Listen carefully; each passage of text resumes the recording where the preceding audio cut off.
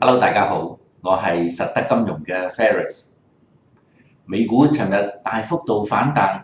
道指更創下以點數計單日最大嘅升幅呢一個嘅紀錄。咁不過唔好忘記，其實美股喺平安夜一個交易日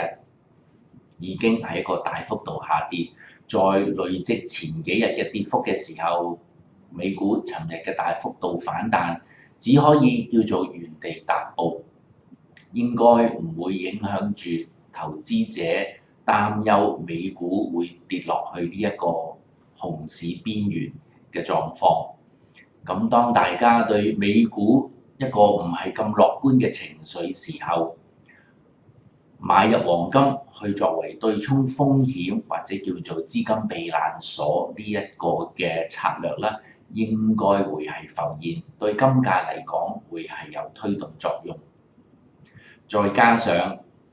大家都認為聯儲局放慢加息嘅步伐，其實代表住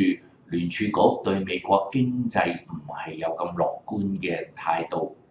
加上特朗普政府不斷有高層官員作出呢一個嘅變動，同埋美國聯邦政府無了期嘅停擺，幾個因素加埋嘅時候，應該會增加買入黃金去作為資金避難所工具呢一個嘅因素。對金價嚟講，短期間會係有一個推動作用。金價短期間嘅範圍應該會喺1260美元至到1277美元呢一個範圍走動，可以喺1260美元建立翻個好倉盤啦。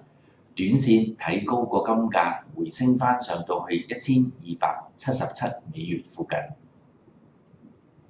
好啦，今日就同大家講住咁多先，